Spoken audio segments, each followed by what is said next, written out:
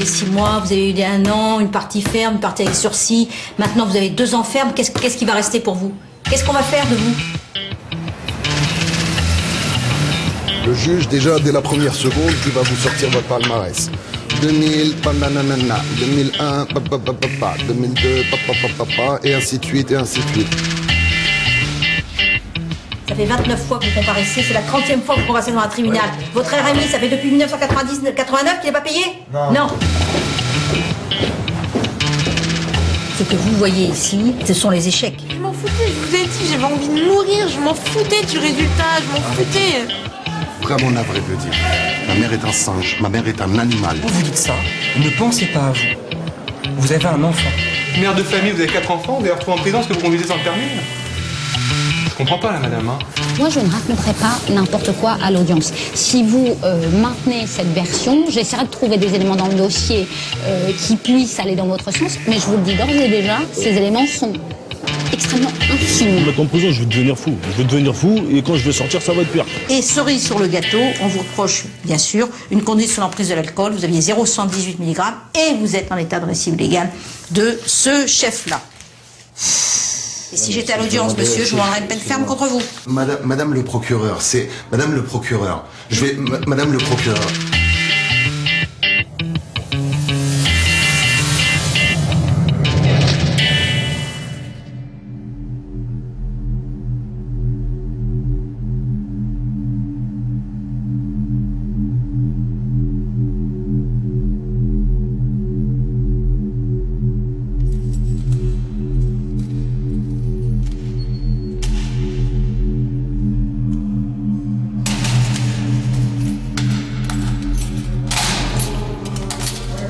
Là parce que on a eu des passages difficiles dans notre vie qui nous ont fait dévier d'une route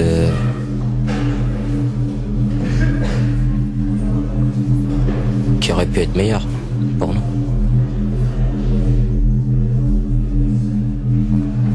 Moi j'en suis à 27 condamnations, 42 jugements.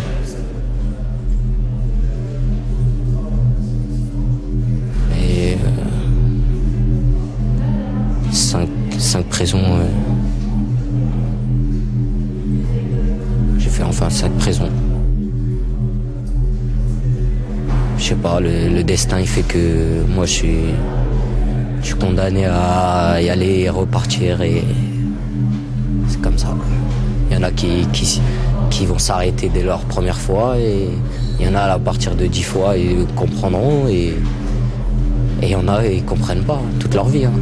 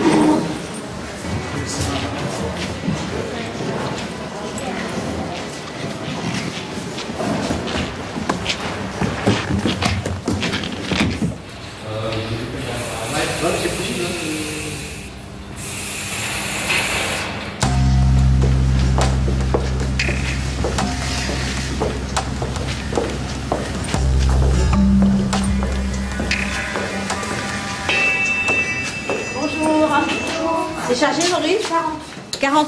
40 procédures, 58 personnes. 40 procédures, 58 personnes. Tiens, salut Thomas. Voilà. Naïma. Le week-end a été chargé. Ouais, j'ai cru voir qu'il y avait pas mal de choses. Ouais. Hop, déjà, avec de l'ordre dans tout ça, parce que là, regardez-moi ça. Tiens, Laurence, je donne ça, tu regardes ça, si on peut viser la session en bout d'heure.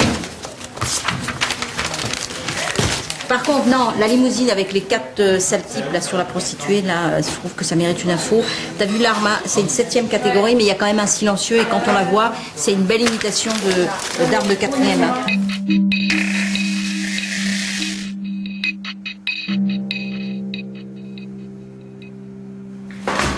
Je t'envoie un type qui est en interdiction du territoire en situation irrégulière, mais le fait le plus grave, c'est qu'il a tenté de se saisir de l'arme du policier pendant l'interpellation. Il a un casier important quand même. C'est celui que tu as, quoi. Ouais. Alors, celui-là, il est bon aussi. Hein. Le casier est conséquent. Non. P4 fait une demande de CI. Oula, alors là, c'est... Oula, en plus, c'est de l'agression sexuelle. Oh là là. Alors ça, on va voir. Hein. Il perd plus de 3 véhicules. Ah oui, il rentre dans la vitrine d'un bar. Hein, c'est pas ça. Ah oui, d'accord. Non, mais d'accord. Ok. Allez, 23-1, Marie-Françoise va s'occuper de lui. Les 23e chambres sont des chambres, il y en a 2 par jour, sauf le samedi, il y en a une, le dimanche, il n'y en a pas, mais 2 par jour qui sont exclusivement dédiées à la comparution immédiate, c'est-à-dire aux personnes qui sont, à l'issue de leur garde à vue, déférées, c'est-à-dire présentées immédiatement au procureur de la République, et ensuite présentées à un tribunal composé de 3 personnes, c'est nécessairement une collégialité, qui va juger immédiatement l'affaire, sauf bien sûr si la personne, c'est un droit absolu, elle demande un délai pour préparer sa défense. Bon alors là, il y a encore une affaire de 3, il y a 2 vendeurs de crack et un acheteur. On travaille sur des infractions qui viennent de se passer, les vols-violences, les vols à la tire dans les transports en commun, les violences avec armes, les extorsions, le racket, toutes les infractions routières. La conduite sous empire alcoolique, la conduite sous l'emprise de produits stupéfiants, les violences conjugales, les violences entre voisins. Donc tous ces faits-là qui pourrissent en quelque sorte la vie quotidienne et qui constituent ce que les gens appellent l'insécurité en permanence. Il y en a 29 condamnations. Ouais, on va peut-être l'envoyer en CI, hein, histoire de lui rappeler que la loi ça existe. On a nos habitués, oui, bien sûr, on a nos habitués. Ah ouais. Je suis content que vous me filmez, vous me filmez jusqu'à la fin. Faudra même dire ma peine. Ce que je vais prendre, faudra le dire. Ah mon frère, c'est justice.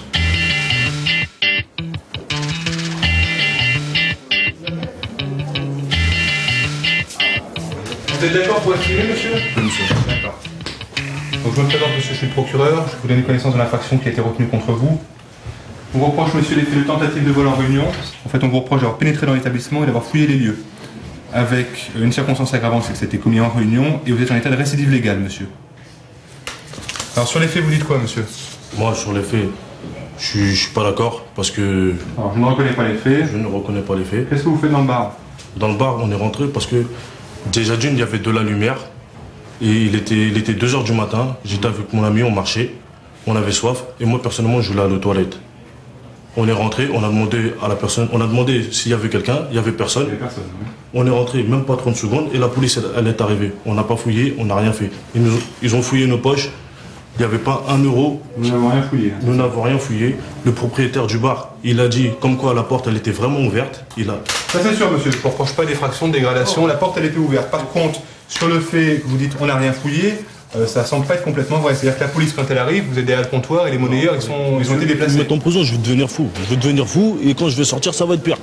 Ça va être pire. C'est la 3e fois. Je suis déjà parti 3 fois en prison. C'est au tribunal de décider si ou pas il y a eu tentative de vol. D'accord? Donc si vous êtes relaxé, voilà. Par contre, si vous êtes déclaré coupable, le problème, monsieur, c'est que vous êtes en récidive. Hein. Et que la dernière fois, il y a eu 1 an pour vol. Et que ce ne sera pas la première condamnation pour vol. Voilà, c'est ça le problème. On a un casier que, voilà, on a déjà fait des trucs auparavant. Moi, personnellement, ça fait 2 ans que je suis pas venu ici. Et voilà. Mais je vous dis, c'est fini, j'ai 2 enfants, je veux travailler. Ce que je veux, c'est faire ma vie. Moi, j'ai 22 ans, je vis encore chez mes parents. Ouais. Avec ma femme, on est 10 dans un F3. Moi, ce que je veux, c'est travailler. C'est pas, j'ai pas cherché, je vous ai dit, j'ai pas volé, je suis sincère. C'est pas comme si je suis en train de mentir, je suis sincère. C'est pas parce que maintenant j'ai fait des erreurs dans le passé. C'est un peu gênant qu'on me retrouve à l'intérieur du bar, là. Hein. Je sais, mais monsieur, j'ai rien fait. Je suis juste rentré, la porte était ouverte. Elle était... Mais bien sûr, elle était ouverte. Tout le monde serait pas rentré, monsieur. Voilà, peut-être que c'est... Ouais, peut-être. Ce qu'il voit, c'est les 7 condamnations qui sont passées. Bon, il y a 2-3 vols, 3-4 violences. T'es là pour tentative, vas-y, va. 23e, ils sont pas les couilles. La 23e chambre, ça s'appelle l'abattoir. La première fois que je suis passé ici, j'ai mangé 12 mois, j'étais primaire. La première fois que je suis passé à la 23e chambre, j'ai mangé 12 mois, j'étais primaire. Pour une bagarre. Alors, vous signez en bas de chaque page, monsieur. Je vous explique, vous allez voir votre avocat. Vous allez ensuite en comparution immédiate et le tribunal va apprécier au regard du dossier si vous êtes coupable ou pas. D'accord. Dans mes 10e CA, je vais la faire tomber. On va demander on va pas aller chercher tous ces détails on va faire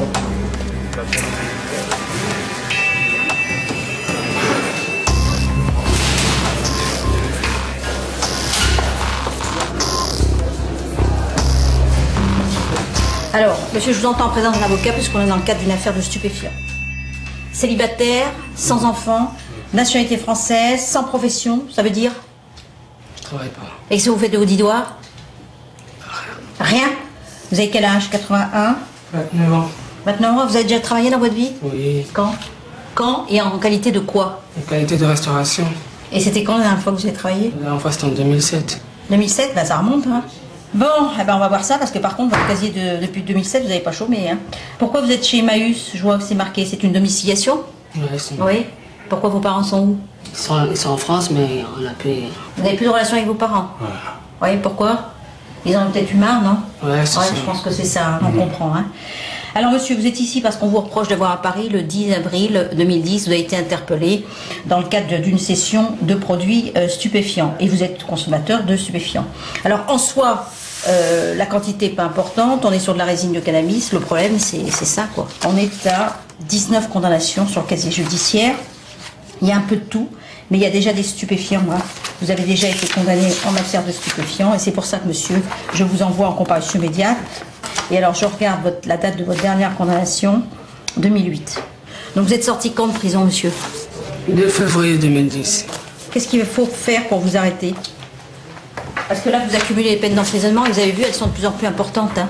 Vous avez eu des 6 mois, vous avez eu des 1 an, une partie ferme, une partie avec sursis. Maintenant, vous avez 2 ans ferme. Qu'est-ce qui va rester pour vous? Qu'est-ce qu'on va faire de vous?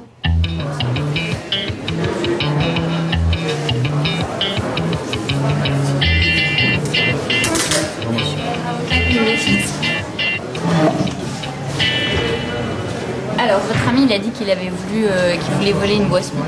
Voilà. Il y a quand même une intention. Enfin, vous voulez juste boire, vous voulez aller aux toilettes. Le problème, c'est que les monnayeurs étaient sortis. Et c'est sûr qu'en 30 secondes, vous n'avez pas pu les sortir. Enfin, je vois pas comment vous auriez pu les sortir. En plus, le bar était fermé depuis 22h30. Donc, ça veut dire qu'en 4 heures, il y a quelqu'un qui a très bien pu passer, les sortir, ou même le gérant du bar qui a oublié de fermer la porte, il a peut-être oublié de remettre ses monnayeurs, je ne sais pas. Enfin, c'est ce que je vais soutenir. C'est défendable. Oui, c'est tout à fait défendable. Vous avez plusieurs éléments. Maintenant, c'est vrai que... Le casier. Bah, c'est un élément d'appréciation et... Je joue beaucoup sur le casier. Non, c'est un élément d'appréciation de votre personnalité, mais normalement, c'est pas ils sont censés juger les faits d'aujourd'hui et pas votre casier. Ce que vous avez fait avant, vous avez déjà payé la note. Donc, J'ai rien fait. Sincèrement. Ah, bah oui, c'est la vérité. Je ne veux pas m'expliquer comme ça. On ne rentre pas dans un bar fermé la nuit pour aller aux toilettes. La porte, elle était ouverte, madame. Elle était pas... C'est vrai. Et vous travaillez, vous êtes employé à la mairie? Mairie de Paris, je suis éboueur. Depuis combien de temps? En fait, madame... Quand vous êtes employé à la mairie? En fait, la réponse de... Si j'ai passé les concours, la réponse, je l'ai lundi, le 1er. Les concours pour... si c'est oui ou si c'est non. Je croyais que vous étiez employé déjà à la mairie. Ouais, mais moi je leur ai dit, il faut dire que je suis éboueur. Moi je vais leur dire que je suis éboueur. Ils vont me demander à la 23e, je vais leur dire que je travaille. Ah, parce que vous travaillez pas encore? Je travaille. Ouais, mais je travaille pas, mais je vais... Censé être confidentiel, donc... à partir du 1er, je vais commencer à travailler normalement, c'est sûr. Mais moi, je vais leur dire devant vous que je travaille, moi. Je vous fais confiance, madame. Bah, ça va. Je suis là pour vous défendre. Ok.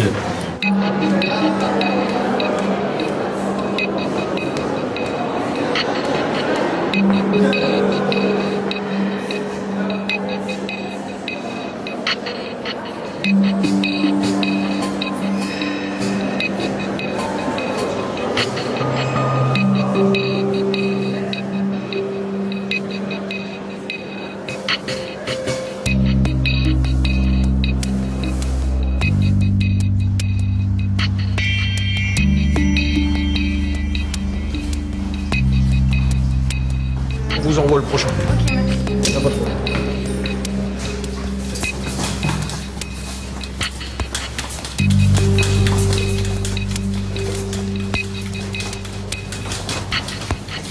C'est vraiment la cour des miracles, le P12. Ce sont de pauvres R.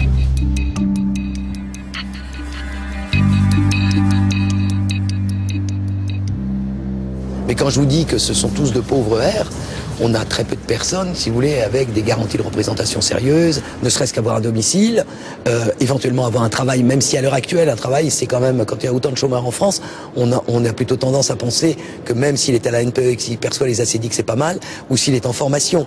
Donc c'est essayer de trouver un cadre pour quelqu'un, parce que les magistrats seront plus enclins à relâcher quelqu'un s'il a un domicile fixe et s'il a un encadrement par un travail ou une formation.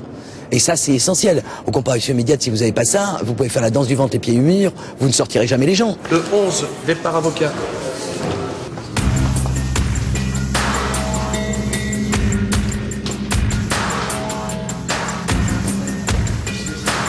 Nous avons affaire à une population qui est une population souvent en manque de repères, en manque de structure. Nous avons, pardon de le dire, des paumés.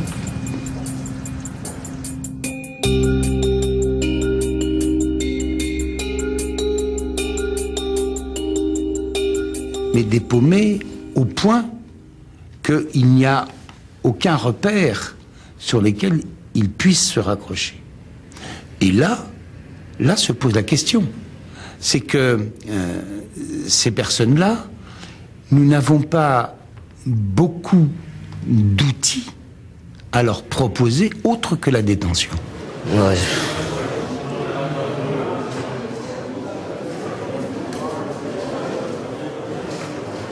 Je suis quelqu'un de bien, dans le fond. Je suis pas méchant. Je fais des erreurs, oui. Mais voilà, quoi, c'est les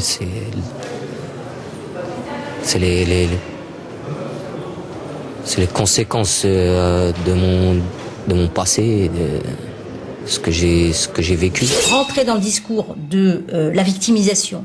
Je suis victime de la société, je suis victime de mes produits toxiques, je suis victime de mon milieu social, je suis victime de ma cité, je suis victime de mon voisin, je suis victime de ma maladie mentale. Alors, bon, tout ça, si vous voulez, certes. J'ai une fille de 8 mois, il faut la nourrir. J'ai du travail, mais c'est en intérim. C'est pas tous les jours que je travaille. J'ai pas réussi à trouver un emploi stable. J'ai perdu mon père à l'âge de 11 ans. Je considère que la personne qu'on a en face de nous, il faut lui faire sentir qu'elle est toujours, quelles que soient ses difficultés, maître de son destin. Alors on vous reproche à Paris le 5 avril 2010, 1, 2, 3, 4 infractions.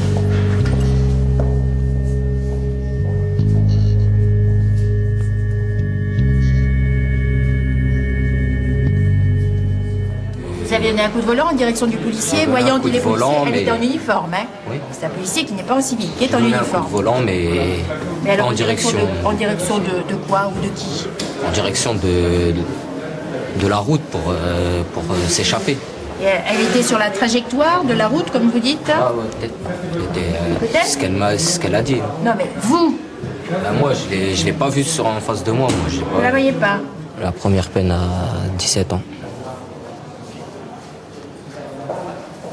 Avant ça, j'ai été placé par un juge pour enfants dans des dans des centres éducatifs renforcés, fermés. Ça a joué un peu sur la colère, la haine que j'ai contre les institutions. Vous l'avez vu où, le policier? Dans mon rétro. Ah ben ça, c'est après.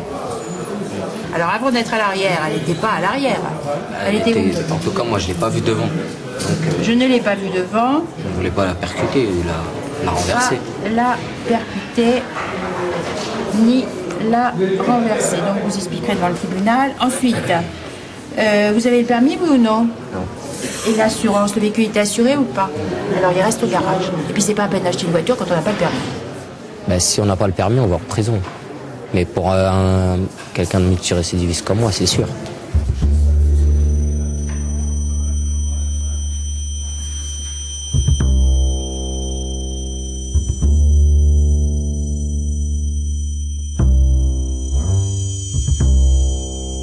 Mais les multi-récidivistes, alors pour eux, il est sûr qu'on n'a pas de scrupule, si vous voulez, à demander une peine planchée.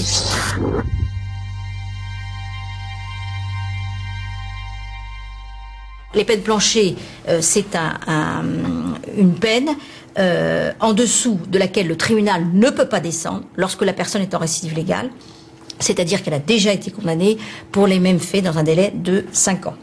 Et le tribunal peut exceptionnellement y déroger si la personne présente des garanties de réinsertion, de soins, d'indemnisation des victimes, etc. À certaines conditions, le tribunal peut y déroger, il doit le faire par décision motivée. Aujourd'hui, il n'y a pas plus de délinquants qu'avant. Et aujourd'hui, il n'y a pas plus de récidives qu'avant. La loi prévoyait tout. Donc on a fait du superfétatoire. La récidive a toujours été prévue. Et on pouvait toujours la prononcer. Ça m'a beaucoup énervé, les peines planchées. Parce que les récidivistes, il y a toujours eu. Alors, le taux de récidive, on en a toujours fait un grand cas, mais le taux de récidive est assez médiocre. Il y a des gens qui ne récidivent jamais. Et puis, vous avez des abonnés.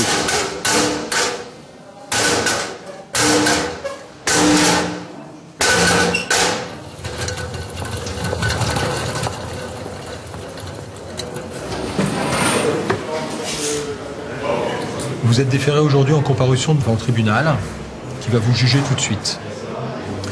On va essayer de leur expliquer pourquoi vous avez un couteau sur vous, leur expliquer que c'est pas pour agresser les gens, mais que c'est bien pour manger. Je ne vois pas mes mains. À qui je peux agresser? J'ai eu 2 opérations dans cette main, une main avec une phalange cassée. Je vais agresser qui? J'ai même pas la force dans la main. On me serre la main, j'ai même pas la force. Je comprends bien. Je comprends bien. Manifestement, le procureur de la République voit ça autrement et estime qu'il est indispensable de vous faire comparaître immédiatement devant le tribunal pour que vous soyez jugé tout de suite. Oh là là là là, c'est pas vrai. 22 condamnations au casier, il y a quand même de l'extorsion, il y a du port d'armes, bon, c'est pareil, même tarif. Même cause, même effet. Alors Vous êtes sans emploi et sans domicile fixe actuellement.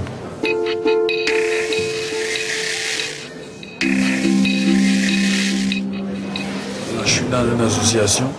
D'accord. Parce que je viens de sortir de prison il n'y a même pas 2 semaines. D'accord.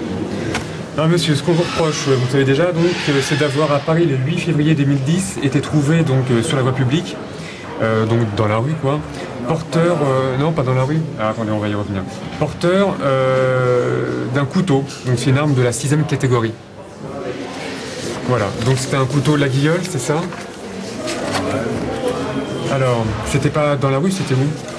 Ben, c'est parce que j'ai voulu, comme j'avais froid, je suis sorti dehors et j'ai voulu sauter le tourniquet.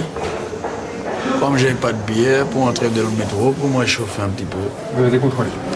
D'accord. Ce que je comprends pas, je vois pas pour quelle raison je suis là.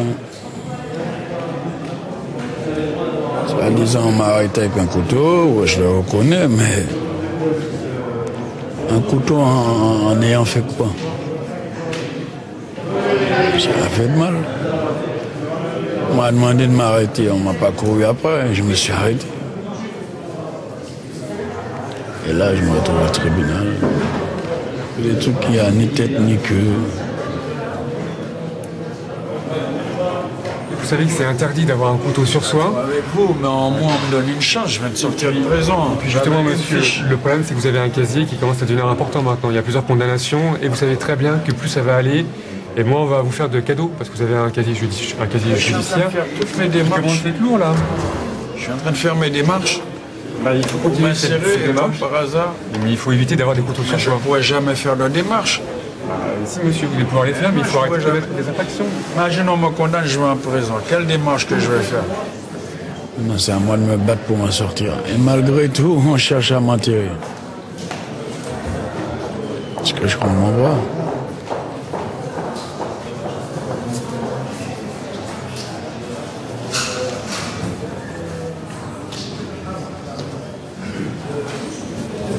En prison, tout va bien, et ici, dès que je sors, les problèmes commencent.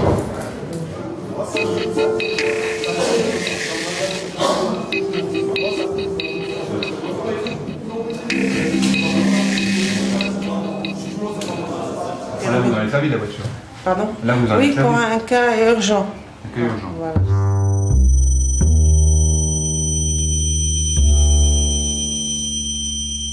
C'est quoi le cas urgent, madame? Le cas urgent, c'est qu'il y a une fondation de machines à laver chez ma fille. Donc, je suis partie en courant. Ils ont constaté, les motards, qu'il y avait une machine coulée avec le diable. Donc, c'était juste... C'est pour transporter une machine à laver? Voilà. C'est ça l'urgence? C'est ça. D'accord. Alors. Et depuis 91, je conduis en France avec un permis tunisien. Et depuis 91, vous n'avez pas pensé à le faire changer? Non, à part 2006. Mais c'est interdit, madame. Loi, oui. À chaque fois, il m'arrête, je montre le présent permis tunisien. J'ai jamais été, j'avais d'incident Vous avez avant. déjà été condamné pour conduire sans permis? Si, depuis 2008. Le problème, c'est que vous avez été déjà condamné par Pontoise de 300 € d'amende et par Paris en 2006, les deux condamnations c'est 2006, et un mois d'emprisonnement avec sursis. Pour ça. Voilà. On est d'accord? Bah oui, bah dans ce cas-là, vous avez un mois de prison avec sursis au-dessus de la tête, vous arrêtez de conduire. Non mais attendez, vous êtes mère de famille, vous avez 4 enfants, vous allez retrouver en prison parce que vous conduisez sans le permis? Je comprends pas là, madame. Pour une sorte de machine à laver en plus aujourd'hui? La voiture de police, quand elle est venue avec ses pieds, elle m'écarte les jambes, elle me met les bras sur la voiture, on dirait un criminel. Ça, je le voyais dans les films quand on vraiment en tue ou trafic de drogue ou quelque chose. Pour un problème bidon des papiers de voiture, ça c'est injuste, c'est pas normal. Parce que j'ai pas les moyens pour appeler un dépanneur ou quoi que ce soit, ni moi ni ma fille. Et votre fille, elle n'a pas le permis? Non, elle n'a pas Vous connaissez personne qui a le permis? Oui, mais à chaque fois, il y aurait une raison de prendre la voiture. Là, c'est la machine à laver, ça peut être autre chose la prochaine fois. Hein. Mais j'ai même des preuves de démarreur et il ne marchait pas. Voilà. Donc, ils l'ont poussé pour que je parte. Bon, démarreur, batterie, elle est morte. Je vous dis, là, c'est que c'est la 4e fois. Donc, ça va bien. Hein. Ça veut dire que là, vous allez devoir attendre encore en cellule et cet après-midi, vous allez en comparution immédiate. D'accord? Bon, rendez compte quand même. Il y a une décision, du fait de vos antécédents judiciaires, du fait que c'est pas la première fois, de vous envoyer devant le juge tout de suite. C'est pas grave, c'est pas... Non, mais le problème, c'est pas l'infraction, elle est pas grave, c'est le fait qu'il y ait eu plein de fois la même infraction qui est grave. Parce que le juge, il va dire quoi? Là, le juge, il va dire, bon, comment je fais pour faire comprendre à cette dame qu'on ne conduit pas sans permis? Il vous a donné une amende avec sursis, c'est-à-dire il vous a dit... payé l'amende. Oui, parce que c'était avec sursis au début. Non, moi, c'est une amende pontoise, Oui, 500 €. Vous avez été condamné d'abord pour une amende avec sursis. Ensuite, vous avez été condamné à payer cette amende. Le sursis est tombé. Mais oui, vous avez refait la même chose. Ensuite, vous avez été condamné à de la prison avec sursis et aujourd'hui, vous risquez de la prison ferme. Donc, effectivement, c'est les mêmes faits, c'est pas des faits très graves, mais c'est des faits qui sont tout le temps répétés. Et c'est parce que c'est répété que ça devient grave. Quand je sors de là, quel que soit, je fais la prison, je fais pas, je vais aller voir la police des polices. Ça, je jugerai mes enfants parce qu'ils m'ont privé d'appeler mes enfants, de les dire, ils m'ont dit 4 heures. Je ne sais pas, mes enfants, qu'est-ce qu'ils ont fait là? Et je ne sais même pas, je ne leur fais pas confiance. Ils l'ont contacté, ils ne l'ont pas contacté. Je ne suis pas un criminel, il faut que j'appelle mes enfants et je vois qu'est-ce qu'ils ont. Je ne sais pas, c'est dégoûtant, ça ne donne pas envie de vivre ça. Ça donne pas, je sais pas. Il faut savoir aussi que la personne a passé 24 heures en garde à vue, peut-être 48 heures, plus une nuit au dépôt. Donc les 48, on rajoute 10 heures, ça fait 58 heures. Le matin, ils voient l'avocat, ils sont dans un état complètement, comment dirais-je, complètement démunis et appauvris et face à nous parce qu'ils se sont pas lavés depuis 58 heures, ils ont souvent pas vraiment mangé, ils ont très mal dormi la nuit, ils sont pas en état de nous répondre correctement.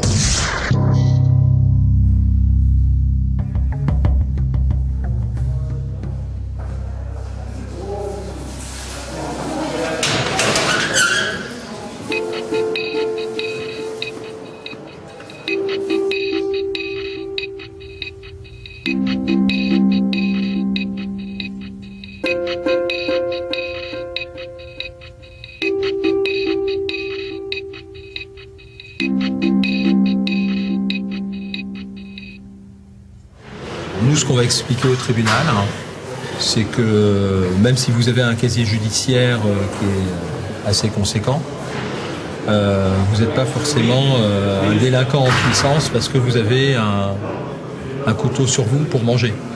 Donc, même si l'infraction, aux yeux de la loi, elle est constituée, on va quand même tenter de demander la plus grande indulgence du tribunal en lui expliquant votre situation. En espérant que le tribunal comprenne. Seul truc que j'ai peur, c'est de passer à l'acte, c'est tout.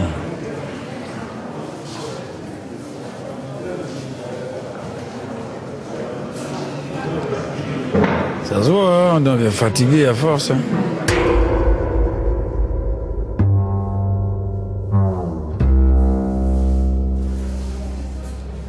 La philosophie de la politique pénale en la matière, c'est de pointer du doigt ceux qui sont récidivistes pour leur dire attention, si vous faites encore reprendre, la peine sera encore plus lourde et on sera de moins en moins indulgent avec vous. Donc on espère que ça va vous amener à ne pas recommencer.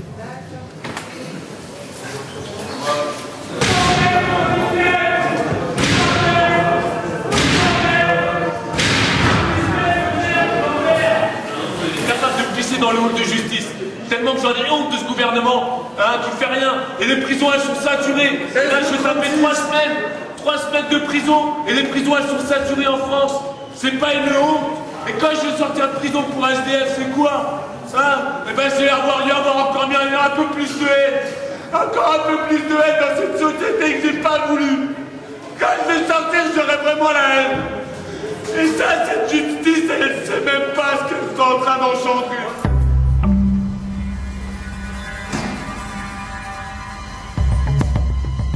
Je crois qu'aujourd'hui, il faut dire à la population qu'on est en danger. Il faut leur dire que la police fait très très bien son boulot, donc il faut arrêter beaucoup de gens. Et on arrête beaucoup de gens inutilement. Et ça, c'est absolument dramatique. Parce qu'il y a des gens qui méritent d'être arrêtés, effectivement, qui commettent des infractions graves. Mais il y a aussi des gens qui méritent peut-être d'être interpellés, peut-être d'être lâchés, et sans passer par la case comparution immédiate, et P12 et comparution immédiate. Mais ce sont des gens qui appellent l'attention forcément des policiers. Et puis je vais vous dire, l'œil des policiers est assez aguerri à détecter ceux qui pourraient faire l'objet d'un passage au P12. Monsieur, bonjour. Bonjour. Bonjour. Bonjour. Nous avons Monsieur Yahya, qui est directeur du cabinet du ministre de l'Intérieur des Émirats, et le colonel Ahmed Hamd, qui est donc l'équivalent du directeur de la police judiciaire locale et en même temps conseiller du ministre. Bienvenue chez nous. Donc je vous expliquais donc ce que gérait mon service. Pour vous dire à peu près que ici ce service-là gère et à travers le dépôt qui est la petite, si vous voulez, la petite prison qui est en dessous vos pieds. Lorsque les personnes sont en garde à vue, nous sommes appelés pendant la garde à vue. Et donc ce sont les magistrats de mon service qui prennent une décision. Tous les parquets de France sont organisés comme ça. L'objectif, c'est que 80 à 90% des affaires sont traitées en traitement temps réel, c'est-à-dire en procédure rapide, de façon à donner une réponse immédiate à l'issue de la garde à vue. Donc, ils vont voir, je pense, au téléphone. Vous allez voir au téléphone comment le magistrat discute avec les policiers. Soit on décide de lever la garde à vue et il n'y a pas de suite à l'affaire parce que ça ne tient pas ou il y a une erreur de procédure. Soit on prolonge la garde à vue parce qu'il y a encore des investigations à faire, des mesures d'enquête, etc. Soit l'enquête est terminée, on lève la garde à vue, on fait déférer. Alors là, vous allez découvrir, entrez. Alors là, nous avons un magistrat du parquet, donc qui est un procureur. Il est en relation avec la police, qui lui rend compte d'une affaire et il donne des instructions. C'est de la police générale d'Abu Dhabi. D'accord. Dont il est le chef. Ok. D'accord. Ben, écoutez, merci beaucoup. Voilà. Hein. Merci pour ce cadeau.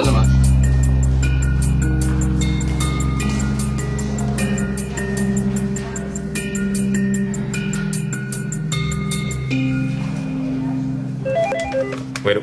Oui, monsieur. Oui, lui-même. Oui, bonjour monsieur. Du Saricha. Même, bonjour. Bonjour, je vous appelle pour des faits de cession de produits stupéfiants. Ouais. Avec une personne placée en garde à vue. D'accord. Je vous appelle pour une CEA. Oui. Avec, on avait une suspicion de conduite sous l'emprise de produits stupéfiants parce qu'on avait un test salivaire. On déferme. On part sur une tentative de vol-violence sans ITT. Tentative de vol-violence sans ITT. Et puis c'est réglé. Vous pouvez me faire une fin de garde à vue pour 18h, ça ira ou pas? Très bien, aucun problème. Parce que le type, quand même, il est en récidive de récidive. C'est quand même un peu inquiétant tout ça. Ok. On demande la révocation du contrôle judiciaire et le placement en détention provisoire en attendant son jugement. D'accord. Ben voilà. Hein. C'est très bien ça. Ah bah non, mais on peut pas non plus violer comme ça impunément les décisions de justice. Hein. Donc voilà. D'accord. Donc voilà. Donc on défère violence volontaire aggravée et on retient la rébellion. D'accord. D'accord. Fin de garde à vue 16h, 18h, c'est bon? Oui, c'est bon. Ok. Je vous passe mon greffe, on demande de casier judiciaire et puis c'est réglé, il vient passer la nuit chez nous et on va s'en occuper demain. D'accord.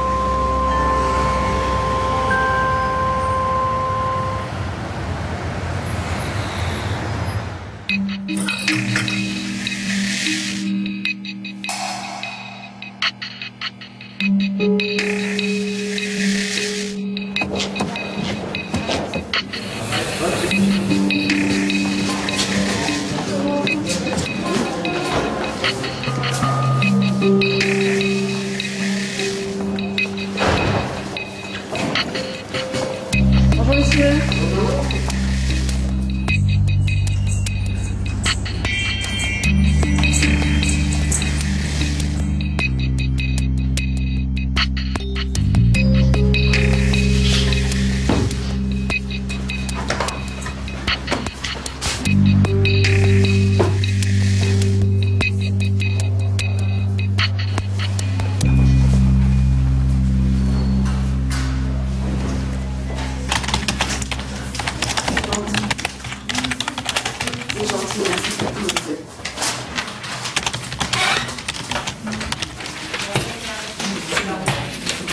Il y en a 41. Ouais.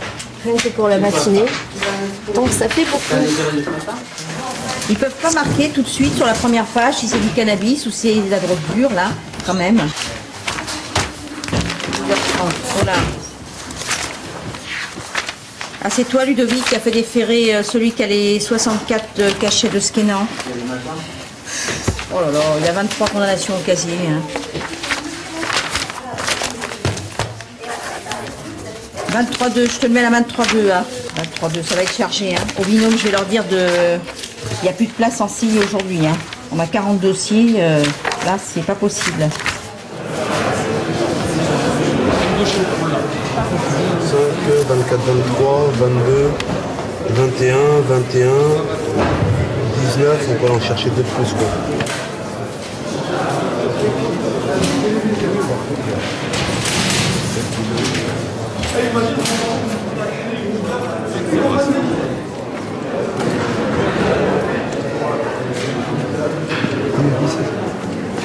Bonjour.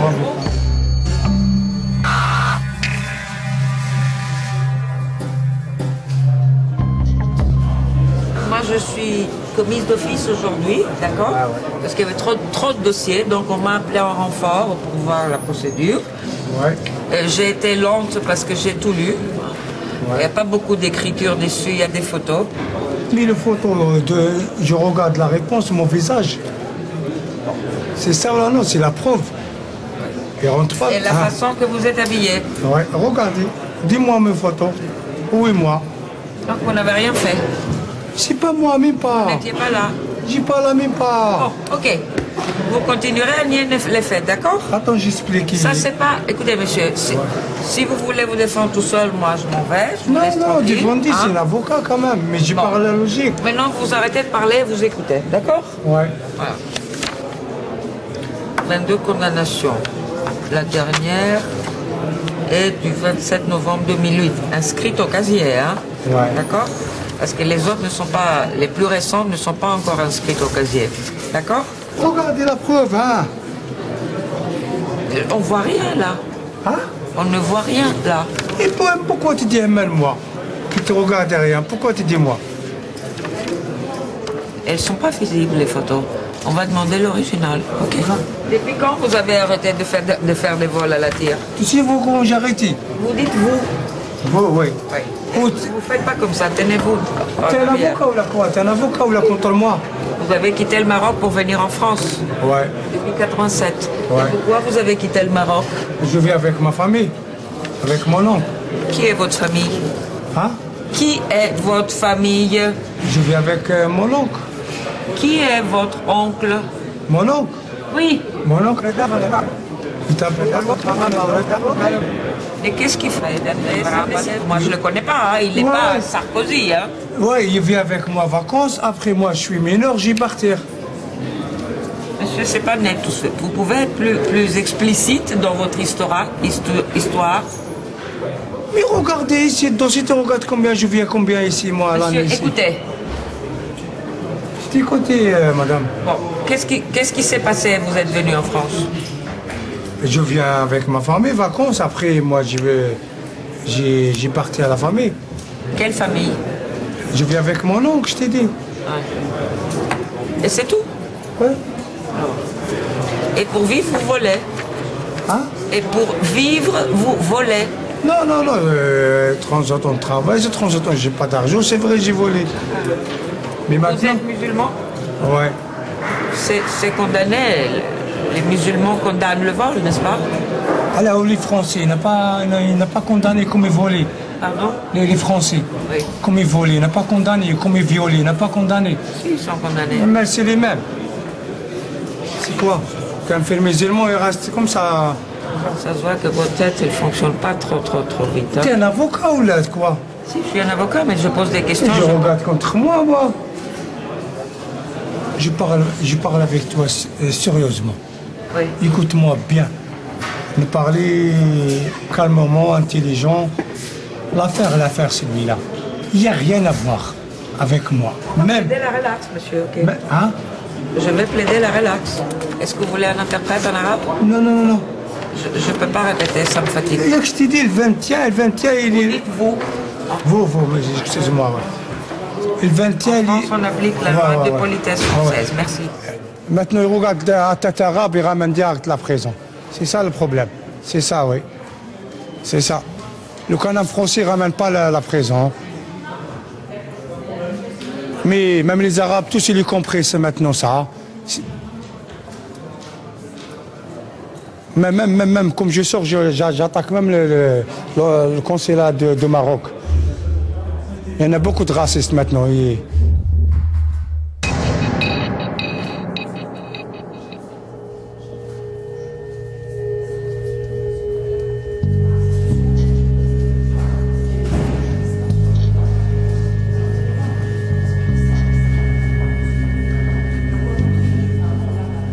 Toujours garder à l'esprit que ce que vous voyez ici, ce sont les échecs. Hein. Mais il y a des tas de gens qui sont passés, heureusement, hein, et c'est ça aussi l'intérêt de la justice. Il y a des gens qui passent ici, qui ont un accident de parcours dans leur vie et qu'on ne revoit plus jamais. Hein. Et ça, c'est la grande majorité. Donc, et ce que vous voyez sous l'étiquette récidiviste, c'est ceux pour lesquels ça n'a jusqu'à maintenant pas marché. Mais ça ne veut pas dire que parce que jusqu'à maintenant ça n'a pas marché, que ça ne marchera pas.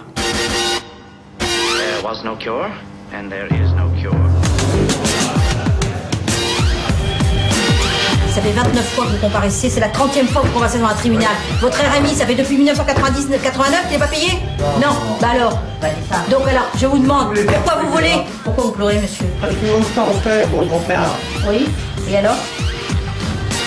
Et voilà, je sais pas de quoi se parler. Ah oui? Et vous n'étiez pas plus utile auprès de votre grand-père qu'à voler, à tirer une voiture la nuit?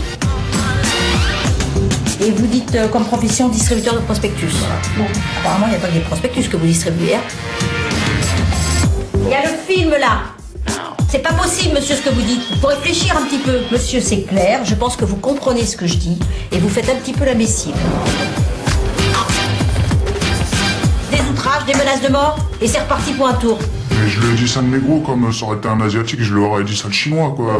Et cerise sur le gâteau, on vous reproche, bien sûr, une conduite sous l'emprise de l'alcool. Vous aviez 0,118 mg et vous êtes en état de récidive légale de ce chef-là.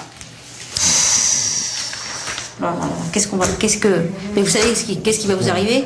Vous savez, monsieur, je suis à l'audience, pour vous, c'est une peine ferme, hein, vous allez directement en prison. Ouais, vous êtes un danger public. Vous auriez pu écraser quelqu'un. Vous vous rendez pas compte? On en voit tous les jours. Des gens qui se font écraser par des gens comme vous. Évidemment, c'est sans aucune hésitation que je vous envoie à l'audience sur la procédure d'urgence de comparution immédiate. Et si j'étais à l'audience, monsieur, je vous rendrais une peine ferme contre vous. Excusez-moi, si je veux un délai pour... Ah, vous avez le droit, c'est la première question que va vous poser le président. Vous avez le droit d'un délai pour préparer votre défense. Mais le tribunal devra à ce moment-là se poser la question s'il vous laisse en liberté. Voilà. Je connaissais la chanson, hein. Vu que vous êtes un multirécidiviste, monsieur, voilà, vous connaissez la procédure aussi bien que moi.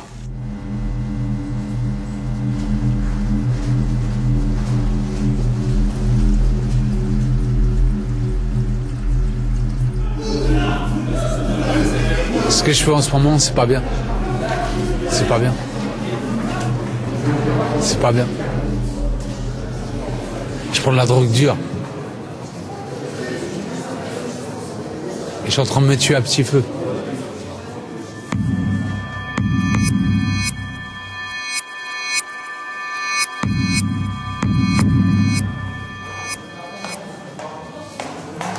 Il y a 13 mentions sur votre casier judiciaire, monsieur. Puis 90, vol-violence, dégradation aggravée, vol-violence, outrage, vol-violence, vol. Depuis 2003, monsieur, vous êtes condamné régulièrement, comme je le dis, vous êtes déféré régulièrement. Il y a eu des sursis avec mise à l'épreuve. Paris, acquisition de stupéfiants en 2003. Ensuite encore vol-violence, il y a les injonctions thérapeutiques dont j'ai parlé. Usage de stupes, condamnation à 3 mois d'emprisonnement en 2005. Tout ça pourquoi, monsieur? Pour rien. Ouais, ça va être très clair. Dernière chance. D'accord. Parce que la dernière injonction thérapeutique, elle remonte à il y a 3 ans. Oui. Donc, on refait une injonction thérapeutique, mais ça va être très clair, c'est un contrat. D'accord. Donc là, il y a des obligations à respecter. D'accord. Principalement obligation de soins. Pour un petit bout de... une petite ligne de cocaïne. Voilà. C'est tout. Vous aviez sur vous? Non, c'est les flics qui me l'ont mis dans les pieds. Ouais, j'avais pas sur moi, j'avais rien sur moi. Enfin bref, c'est comme si je l'avais sur moi. Hein. Qu'est-ce que je vous dis, je pouvais rien faire contre eux. Rien du tout. Mais ça, vous allez pas le montrer au procureur? Bah non. Ok. Ouais. Et pourquoi vous l'avez pas dit au procureur? Parce qu'il m'aurait pas cru. Il m'aurait pas cru. Vu les antécédents que j'ai déjà, il m'aurait pas cru. Ouais, c'est évident ça.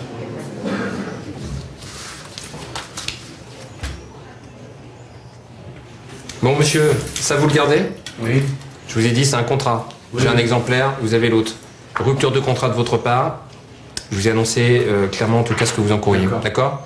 Donc ça vous le gardez sur vous, monsieur? Oui, oui. D'accord. Vous restez sous le garde de gendarmerie qui va vous emmener tout de suite maintenant au service des injonctions thérapeutiques. Et le papier rose, c'est qui me le donne? Ah tiens, vous êtes habitué au petit papier rose. Ça veut dire quoi, papier rose? Bah, je sais pas, moi, ça veut dire beaucoup de choses. Ça veut dire quoi, monsieur?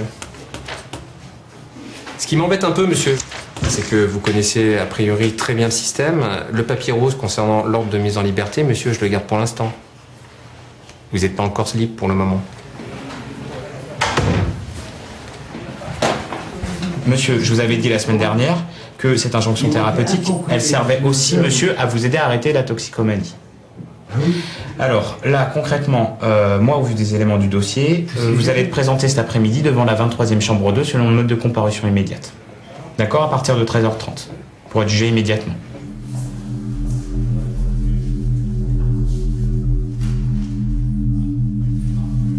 Moi, ça fait 23 ans, c'est exactement 23 ans, j'ai commencé à la drogue. J'ai commencé avec l'héros, et j'ai shooté même l'héros, et j'ai sniffé, après j'ai shooté, après j'ai arrêté. En 96, j'ai sorti dessus, en 97, j'ai commencé à prendre dessus, et depuis, voilà, j'ai arrêté. Après, je suis tombé dans le crack. Vous êtes sorti du tribunal, hein, vous êtes allé voir le médecin, on vous interpelle une semaine après, où il y a des témoins, les services de police, les personnes qui étaient avec vous, qui nous disent que vous avez revendu ce Subutex. Et vous avez 55 cachets sur vous, sans ordonnance. Alors là, concrètement, monsieur, on vous a donné votre chance. Vous êtes en état de récidive légale. Sans doute, vous avez un vrai problème de toxicomanie. Ça, j'en doute pas. Mais là, vous avez passé un cran, c'est-à-dire que vous revendez. Et ça, c'est inadmissible. Si m'envoie en placard, entre moi je suis malade, je suis séro, j'ai l'hypathie, j'ai toute la merde dans mon corps, alors ça vaut pas le coup. Ça vaut pas le coup du tout. Tu vois. Je vais être crevé le plus vite. Je vais crever le plus vite possible. Ça sert à rien du tout. Ça sert à rien du tout. Pour m'envoyer pour 4 mois ou 5 ou 6 mois, pourquoi? Là, normalement, je dois être à l'hôpital, normalement.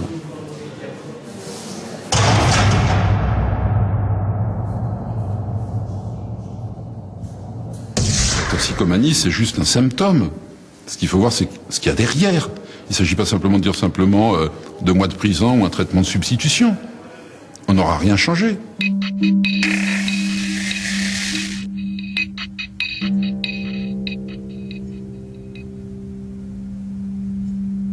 Il va aller en prison.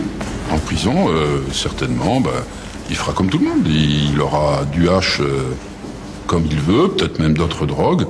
Parce que la prison, c'est un des lieux où on se drogue le plus.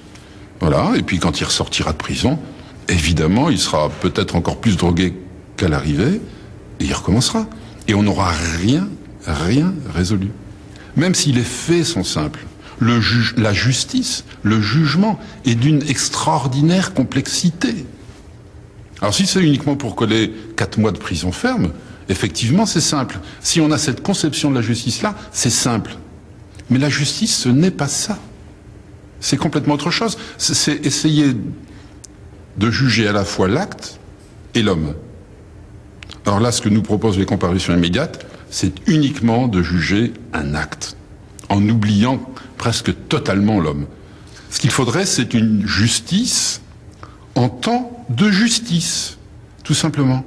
Parce que juger quelqu'un, c'est pas juger vite, c'est pas remplir des colonnes statistiques, c'est juger un homme. Et pour juger un homme, il faut simplement avoir le temps de l'écouter, le temps de le comprendre pour le sanctionner.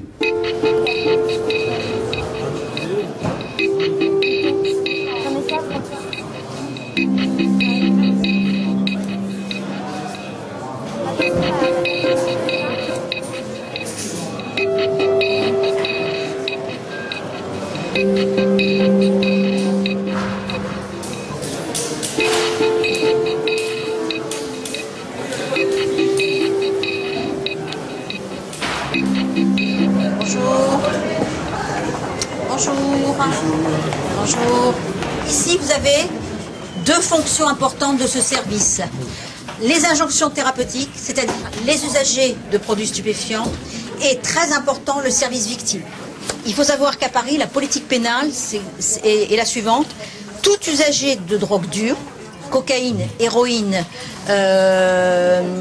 crack, Subutex, méthadone, etc., tous ces produits de substitution qui sont en circulation, les personnes ne sont, à l'issue de la garde à vue, jamais remises en liberté.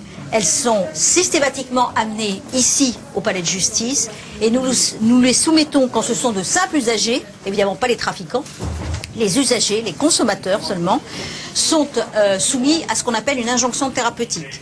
C'est-à-dire que l'injonction thérapeutique, c'est un contrat entre le procureur de la République et la personne. La personne accepte de se soumettre aux soins. En contrepartie, le procureur de la République classera sans suite la procédure. Ici, vous avez une geôle. d'attente. Donc les personnes là sont en attente d'être vues soit par l'avocat, soit par le prenant. Vous ne prenez pas de photo. Pas de photo des geôles, s'il vous plaît. Hein.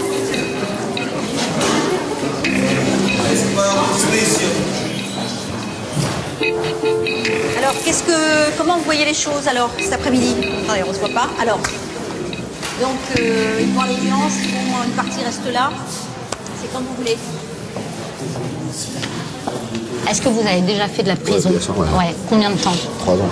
Ouais. Donc ça aussi, c'est pas un élément qui est positif pour nous. Pourquoi 3 ans? Pour une bagarre. Ah oui, pour les fameuses violences là.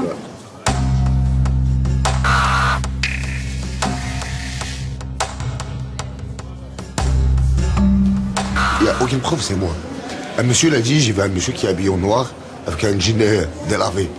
Ça y est, il me ramène. Vous pouvez vous lever, s'il vous plaît, parce qu'il a dit que derrière, hein, au niveau des poches, c'est... Des taches blanches. Ouais, il a dit qu'il y avait des taches blanches. 50 € ont été dérobés. J'avais plus que 50 € sur moi. Tout. Oui, mais vous aviez quand même 50 €. S'il y avait moins, ça aurait été... C'est vrai, mais oui, il y avait plus, mais il y avait, ouais, 50 €. Voilà, il y avait plus. Il vous a reconnu de manière formelle. Hein.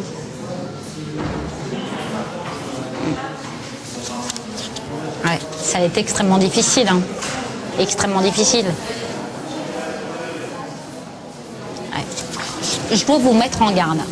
Je dois vous mettre en garde. Si vous maintenez une version qui est celle-ci, vous risquez d'être condamné. Vous savez, les magistrats, comme tout le monde, n'aiment pas qu'on les prenne pour des imbéciles. Non, attendez, vous m'avez demandé ce que vous devez faire.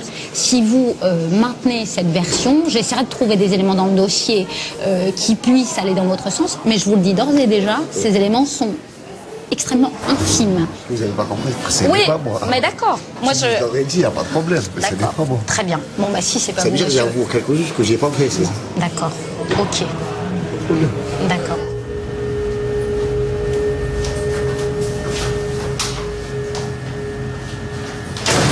Lorsqu'on défère quelqu'un selon la voie de la comparution immédiate, le dossier doit être béton. Autrement, on ne doit pas parvenir à une condamnation.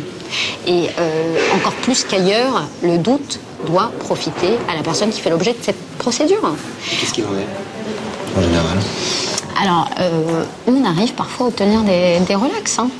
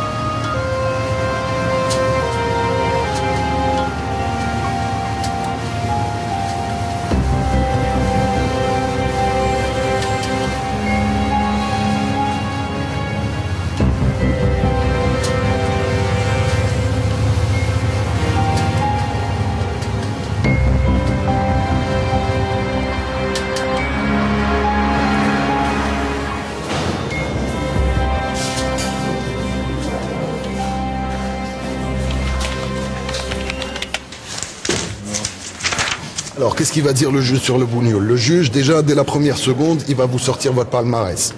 2000, 2001, 2002, et ainsi de suite, et ainsi de suite. Et pour moi, c'est alcool, alcool, alcool, alcool.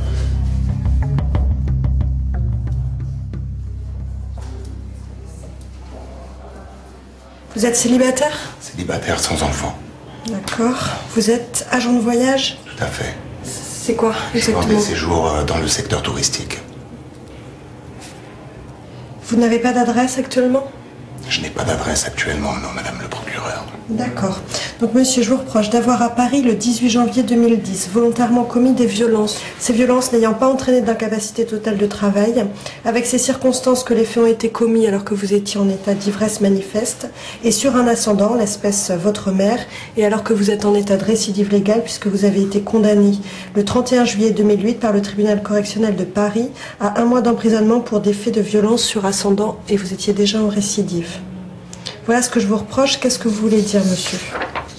Madame le procureur, sur les faits, vous avez le procès verbal de la police. Donc, sur les faits, Madame le procureur, moi, comment dirais-je? Vous les reconnaissez ou pas, monsieur? Madame le procureur, Madame le procureur, si ça vous fait plaisir que je vous dise que je reconnaisse les faits, pardonnez-moi, Madame le procureur. Je vous demande si vous reconnaissez ou pas. Moi, je reconnais que j'étais ivre, Madame le procureur. Je reconnais que j'ai eu une dispute avec ma maman, Madame le procureur. Mais je ne reconnais pas que j'ai tapé ma maman, Madame le procureur.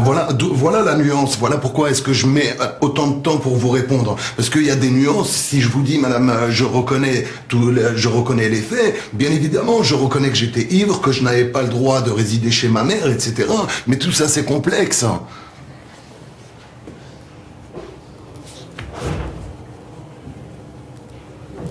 Vous voulez dire autre chose sur votre situation personnelle? Madame le procureur, s'il vous plaît. Oui. J'ai une réponse d'une entreprise là qui pourrait justement contrebalancer, faire jouer dans ce dossier. Est-ce qu'on pourrait vérifier mon téléphone portable? Est-ce qu'on pourrait vérifier justement... Ça sera fait, la vérification de ce que vous nous dites, c'est fait par l'enquêteur social.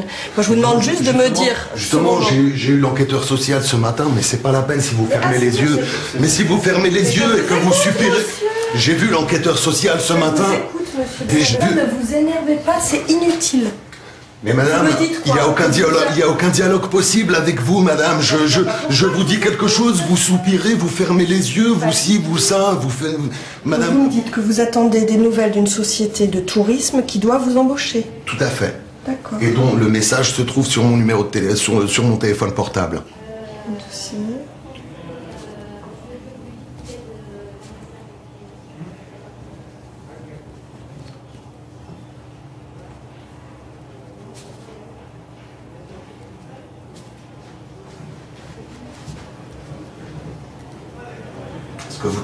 Je peux me permettre d'intervenir, madame? Oui, monsieur. Est-ce que vous avez besoin du code ou quelque chose? Ou alors non, si monsieur, votre avocat, il pourra demander l'extraction de votre téléphone de la fouille, éventuellement, mais je ne remets pas en cause le fait que vous ayez cette embauche, monsieur. Très bien, très bien. Personne ne l'a remis en cause, donc on vous croit. Et puis juste une dernière chose, madame.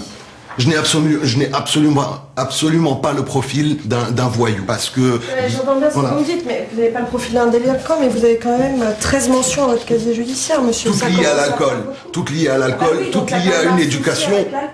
Voilà, hein. Donc justement, si je peux me permettre, m'envoyer en prison, moi je le sentirais pas comme une guérison, comme une thérapie forcée. Je le sentirais comme une privation. Vous êtes devant moi je suis pas médecin, vous voyez. Voilà. Je suis la justice. Si vous êtes là, c'est parce qu'on vous reproche des infractions. Je sais bien, oui. D'accord. Je sais bien. Donc, si cet après-midi, vous allez passer devant le tribunal, s'ils estiment que vous êtes dangereux dehors, ils vous mettront peut-être en prison. Vous voyez? Moi, je préfère écourter la discussion et après... monsieur, vous restez là. Ouais, y a pas de... Vous m'envoyez en prison, c'est très bien. De toute façon... devant le tribunal cet après-midi, d'accord? C'est eux qui vont vous juger. Moi, on me fait passer pour... Vous me laissez parler, monsieur. On me fait passer pour une brute épaisse. On me fait passer pour une brute épaisse, alors que c'est pas du tout le cas. Alors que j'ai besoin de soins, j'ai besoin d'être encadré. Laissez-moi parler. Vous passerez au tribunal cet après-midi, vous expliquerez tout ça au tribunal, et c'est eux qui décideront de la peine qui est opportune pour vous. Voilà. Donc tout ça, vous l'expliquerez cet après-midi. Vous voulez un avocat choisi ou vous avez un avocat commis d'office? Quand on met tout son argent dans l'alcool, on ne peut pas se permettre de s'offrir un avocat.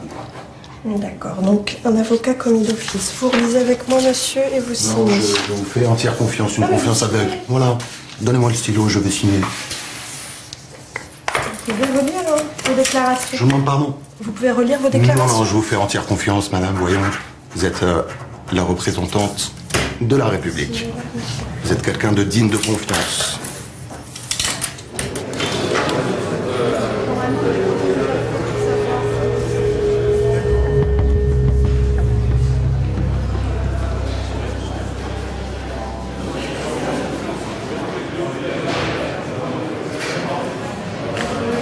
Ça, j'ai pas du ferme, c'est sûr.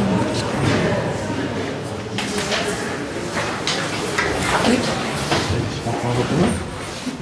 Moi, je suis procureur de la République. Je vous ai fait présenter devant moi à l'issue de votre garde à vue parce que je vous reproche d'avoir à Paris, le 6 avril 2010, frauduleusement soustrait des lames de rasoir au préjudice du magasin Monoprix. Oui, oui, tout à fait. Les paquets de Mac 3, c'est super à la mode, ça se revend. Ouais, c'est des mecs à Barbès qui rachètent que ça, quoi. Ouais. Ça, et des piles Duracell, ce genre de trucs, quoi. C'est tout bidon, mais ouais. Moins cher, comment vous faites pour les revendre? C'est quoi? Ouais, ça vaut quoi? Ça vaut 20 € un paquet en supermarché, ils les rachètent 6-7 €, quoi. Voilà, quoi. Donc vous en prenez une vingtaine, une trentaine, et puis voilà, quoi. Puis vous avez un peu d'argent, quoi.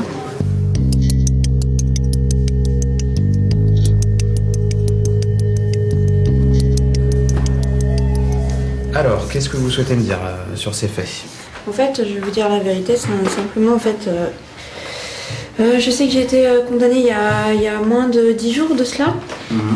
Et là, en fait, simplement, vous me croyez ou non, je voulais simplement faire un peu d'argent pour avoir une dose d'héroïne suffisante pour me suicider, parce que j'en avais marre de vivre, quoi. Voilà. Je m'en foutais, je vous ai dit, j'avais envie de mourir, je m'en foutais du résultat, je m'en foutais. Je vous ai déjà dit que quand vous dites ça, ne pensez pas à vous. Vous avez un enfant. Donc vous n'avez plus le droit de penser uniquement à ça. C'est fini. Vous avez pris vos responsabilités, vous avez fait un enfant. Donc maintenant, vous n'avez plus le droit de dire j'ai envie de mourir. C'est fini ça. De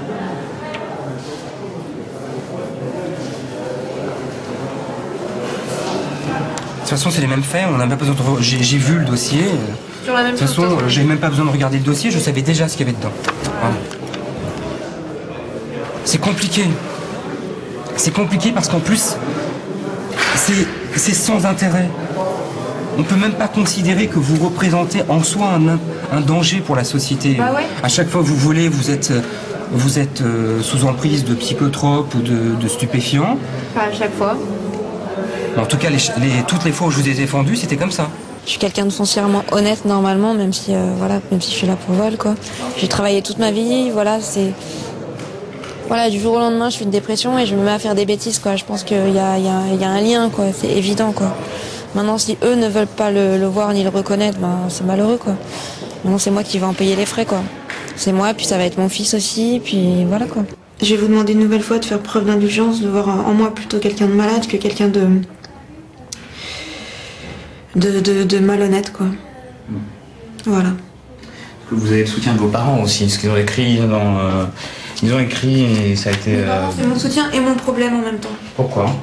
Parce que tous mes problèmes, en fait, tous mes problèmes psychologiques découlent de, en fait, réellement. Donc je vais pas entamer toute ma psychothérapie ici même, hein, bien sûr.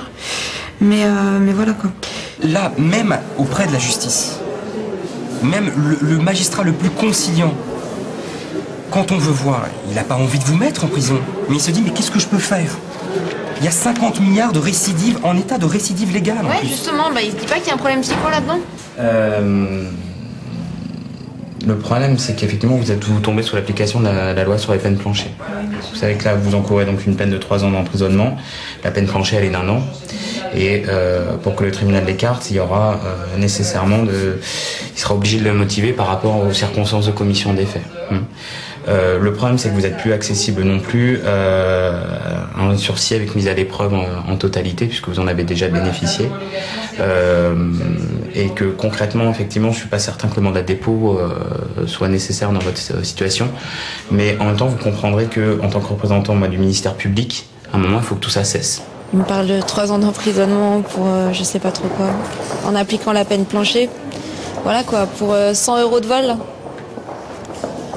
Je sais pas, c'est un peu démesuré, non? Qu'est-ce que vous-même allez demander J'en sais rien encore, madame. J'en sais rien. Vous allez demander un mandat de dépôt? Je peux pas vous le dire pour l'instant.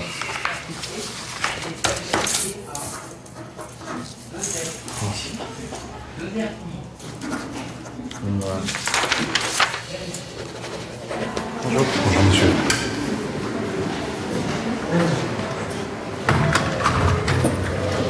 vous avez vu, dans le cadre de la garde à vue, au cours de la garde à vue, vous avez vu un expert psychiatrique? Une foultitude d'experts psychiatriques. Dans un premier temps, j'ai été à l'infirmerie psychiatrique. Les résultats.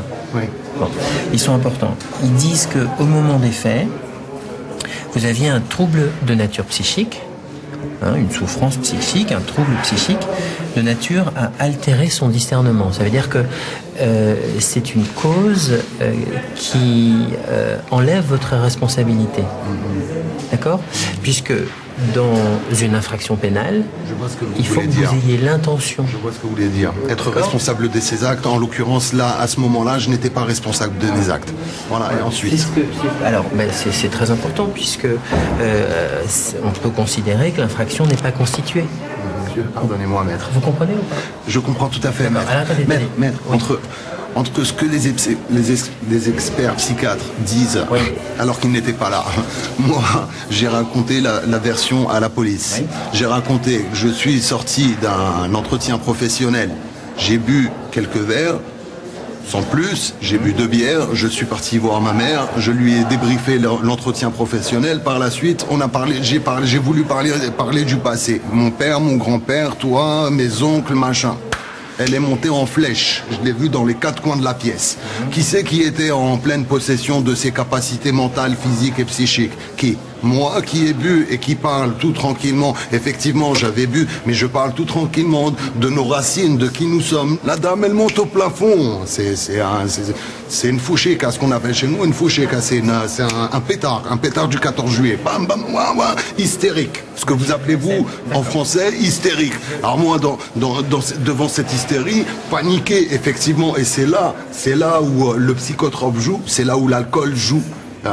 Sur la tête, moi je vois quelqu'un de paniqué, d'hystérique, je prends encore plus peur et par conséquent je me mets sur elle et j'essaie de la calmer en justement de lui dire arrête de faire du bruit. Mais ça c'est ce qui s'est réellement passé. Ma mère, je suis navré de le dire, je suis vraiment navré de le dire. Ma mère est un singe, ma mère est un animal. Moi je dis singe pour être plus méchant, mais ma mère en fait c'est un animal. Elle n'a aucun, si vous voulez, elle n'a rien d'humain en fait. Elle n'a rien d'humain. Allez dire ça devant un procureur, il va vous dire comment? Quel scandale? Comment? Mais quelle catastrophe! Mais ce sont de véritables animaux. Pour rendre quelqu'un un gentil garçon, le rendre comme ça. N'écoutez rien qu'à la façon dont je m'exprime. Vous voyez bien que j'ai rien à voir avec la rue. Moi, si je vais pas chez ma mère, monsieur, moi, si je vais pas chez ma mère, je vis comment, monsieur? Je vais au 115. Le 115, je peux pas le faire.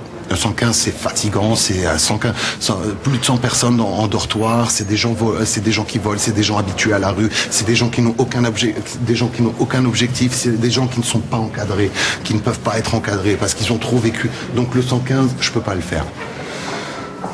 Pour moi, maître, c'est vraiment, mais vraiment pas la solution d'aller en prison. Ouais. Ça va pas me faire peur. Okay. Ça va pas me faire peur. Ça va pas m'améliorer. Ça va rien faire, grosso modo. Ça va juste amplifier le phénomène. Voilà, c'est vraiment. Hein. Pour moi, concrètement, je ne dois pas aller en prison. Je dois aller à l'hôpital. Ça, c'est une certitude. C'est une certitude.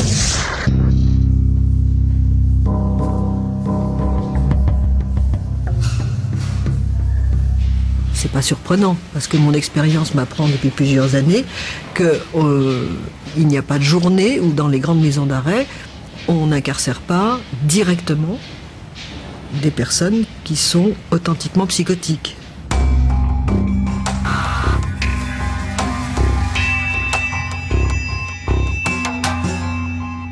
Je trouve que ça n'est pas les meilleures conditions pour soigner des personnes extrêmement anxieuses, susceptibles de faire une bouffée délirante, susceptibles de s'automutiler, susceptibles de de faire un acte suicidaire, susceptibles de se taper la tête contre les murs, etc., etc.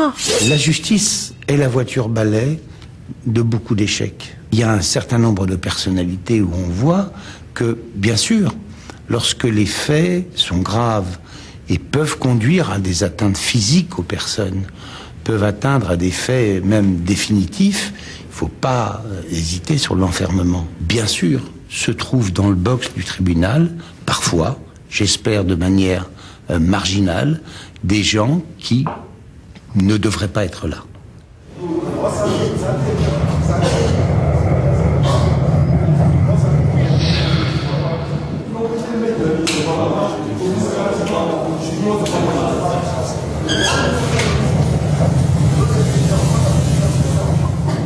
avez des enfants? Non, j'ai pas d'enfant. Pas d'enfant. Vous êtes sans emploi actuellement? Actuellement, je suis à la recherche d'un emploi.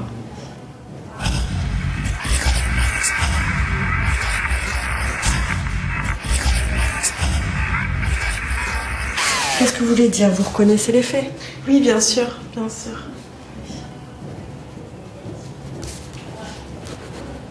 Vous voulez dire autre chose sur votre situation? Parce que là, en l'espace de 4 mois, vous avez été interpellé 4 ou 5 fois. Hein. Ça fait beaucoup, là. Hein. Ah oui, oui, c'est 2-3 fois, je crois. Ah non, là, ça fait plutôt 5 ou 6. Hein. Ah bon? 5 ou 6 fois? Oui. Vous êtes sûr? Ah bah oui, je viens de vous le dire. Vous avez compris? Vous avez des questions? Comment? Vous avez des questions? Non. Vous relisez, vous signez ici et ici. Et je ferai une copie pour votre avocat. Je signe où? Là? Vous signez dans la marge là et vous signez ici. Ici? Ouais. Juste là, dans vous le avez petit de la coin. place. Ah, là, ici, d'accord.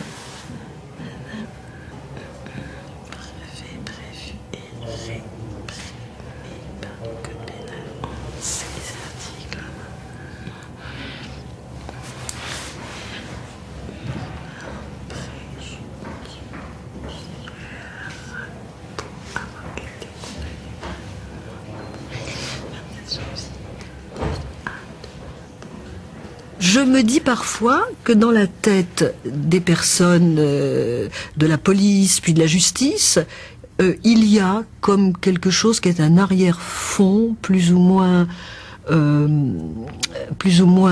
clair et verbalisé, qui est que, au fond, peut-être qu'elle sera pas plus mal en prison que dans la rue, ou pas plus mal qu'à l'hôpital psychiatrique, qui, compte tenu de ce qu'on sait désormais de l'hôpital psychiatrique public en France, est un lieu tellement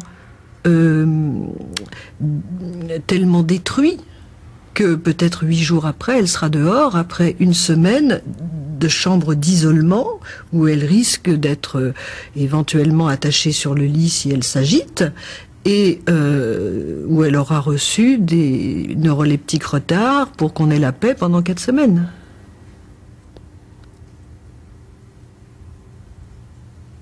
Ce qui est une voie d'entrée, 1, dans la récidive, 2, vers la rue, 3, vers la prison. Je vous pose ces questions, c'est pour éviter la prison. Hein. Moi, tout mon but, c'est que vous n'alliez pas en prison. Pourquoi vous avez volé? Comment dire? Il y avait un sac à côté de moi. Et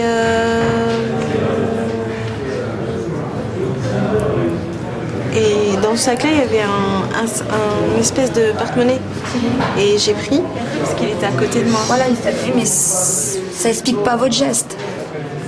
Ah oui, d'accord. Si moi je sais pourquoi vous avez volé, qu'est-ce qui s'est passé dans votre tête, je pourrais peut-être essayer d'expliquer au tribunal et avoir leur indulgence par rapport à vous. C'est ça qui est important. En fait, parce qu'en fait, le sac il était à côté de moi, c'est pour ça que j'ai eu le réflexe de le prendre, mais pas pour autre chose. Vous avez rien pour vivre. Comment? Là, maintenant, vous avez rien pour vivre.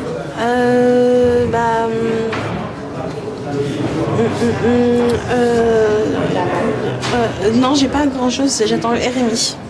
Donc vous avez aucun droit pour l'instant. Voilà, je vis qu'avec le RMI, en attendant un travail.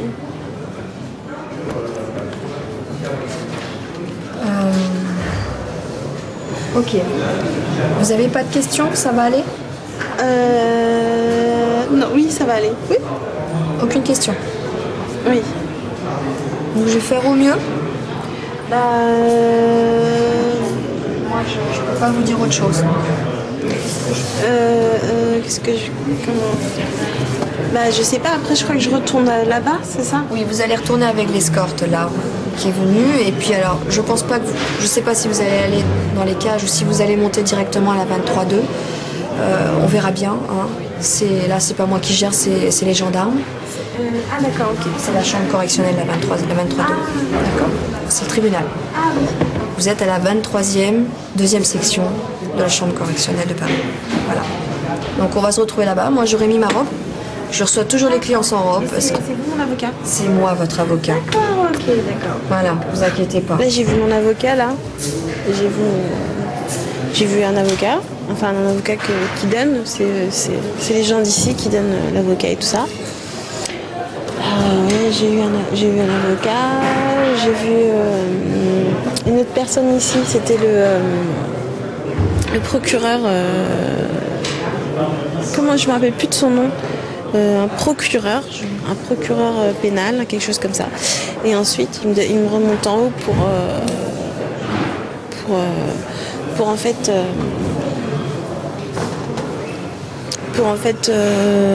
que je dise pas de bêtises, pour le jugement en fait. Vous savez à quoi il sert le procureur? Vous avez compris? Oui. Pour prendre des notes, etc., pour avoir à peu près l'historique de la personne et tout. Cette personne-là, elle a fait du vol, c'est vrai. Elle ne sait même pas pourquoi elle l'a fait. Hein, on ne comprend pas. Je pense qu'elle avait besoin de manger ou qu'elle a un problème. C'est de la kleptomanie. C'est une malade et elle se retrouve là. Hein, comme beaucoup de gens. Et on se demande pourquoi ils sont là. C'est pas normal. Et il faut vraiment faire quelque chose pour que ça change. Et au jour d'aujourd'hui, on est réellement dans de la répression. Les policiers, ils sont gentils. Hein, beaucoup font très bien leur travail. Mais il y en a certains qui font des excès de zèle. Et c'est pas normal. Et c'est comme ça qu'on a des gens comme cette dame qui est actuellement ici, en comparution immédiate, après 24 heures de garde à vue. Ça fait 48 heures qu'elle est sous le joug, en fin de compte, d'une rétention, hein, qui porte atteinte à sa liberté d'aller et de venir, pour un fait qu'elle reconnaît, mais qui mériterait peut-être un examen un peu plus clément que cette cavalcade, j'appelle ça la cavalerie judiciaire, parce que là-haut, ça va être un peu les coups de semonce, tant. Voilà, parce qu'il y a tellement de dossiers qu'on ne sait plus quoi faire. Voilà.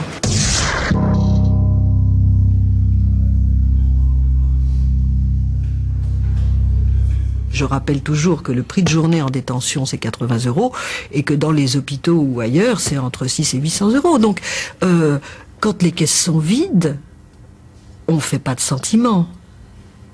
On fait de l'utile. À qui de l'utile? Pourquoi? J'en sais rien. Mais on fait avec ce qui reste dans le porte-monnaie. Je pense que c'est une façon de se débarrasser à bon prix de ce qui est parfaitement improductif et coûteux. La misère est improductive et coûteuse.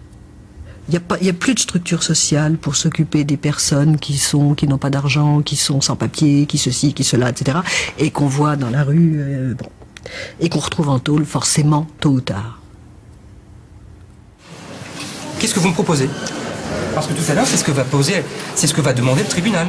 Je vais me faire hospitaliser pour dépression déjà, pour commencer. Parce qu'il faut que je sorte de cet état d'esprit là où je vois tout en noir. Parce que sinon je vais vraiment essayer de me foutre en l'air. Et je le sais. Et je veux pas que ça arrive. Que j'ai un enfant auquel je tiens quand même. Voilà, je veux juste pas de mandat de dépôt, je veux au moins pouvoir dire au revoir à mon fils même si je vais en prison. Vous savez que j'ai déjà entendu ça il y a 5 jours. C'est pile poil les mots que vous m'avez tenus il y a 5 jours. Bah ouais. Oui. Il y a un jour où la sanction va tomber. Si je vais en prison, vous pouvez prévenir mes parents qui préparent mes affaires et avec une cartouche de cigarette et un peu d'argent s'il vous plaît.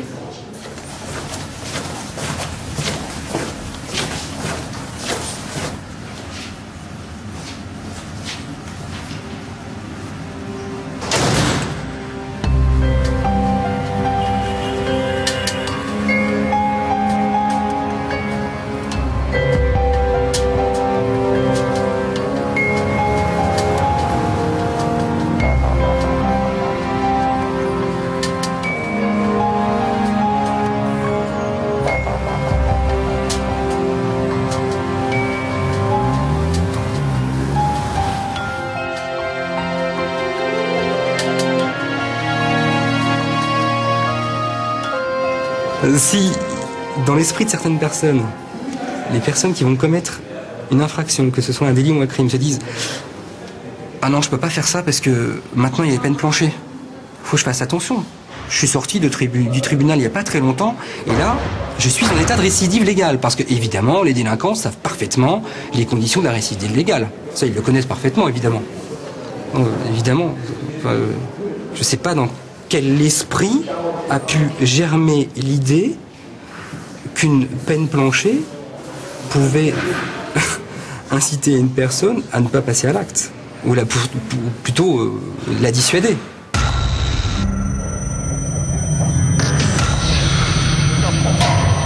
Il y a des magistrats, des avocats commis d'office qui sont donc payés par la société, il y a des greffiers, il y a tout un personnel de justice, et ensuite il y a le personnel pénitentiaire, les surveillants, il y a le personnel du service pénitentiaire d'insertion de probation, il y a tous les médecins qui vont travailler en prison. Tout ça, ça coûte de l'argent.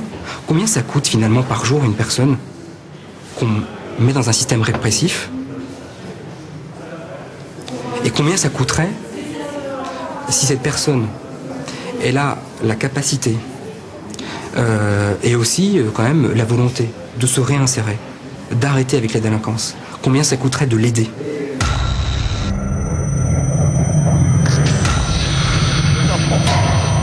Est-ce qu'on peut résoudre la récidive? On ne peut pas la faire disparaître. Je pense que ça serait déjà une première idée intéressante à faire passer et que le politique responsable devrait diffuser. Tant qu'on dira « je veux de la justice en temps réel » et qu'on distribue des peines de prison à tire-larigot, on n'arrivera à rien. Simplement, ce qu'il faut, c'est avoir le courage de dire « on commence un petit peu à savoir ce qui se passe ». On a une chance un peu sérieuse de résoudre ces problèmes de délinquance qui sont nourris par des pathologies, qui sont nourris aussi par des problèmes sociaux.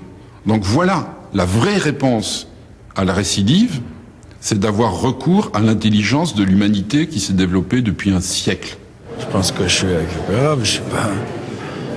Il y en a qui sont plus vieux que moi, ils arrivent à s'en sortir. Moi, je peux pas. Hier, ce que je voulais, c'était mourir, mais sinon, dans l'absolu, ce que je veux, ce que je voulais vraiment, c'est reprendre ma vie à zéro, quoi. Je sais pas, un emploi, n'importe. Je sais pas,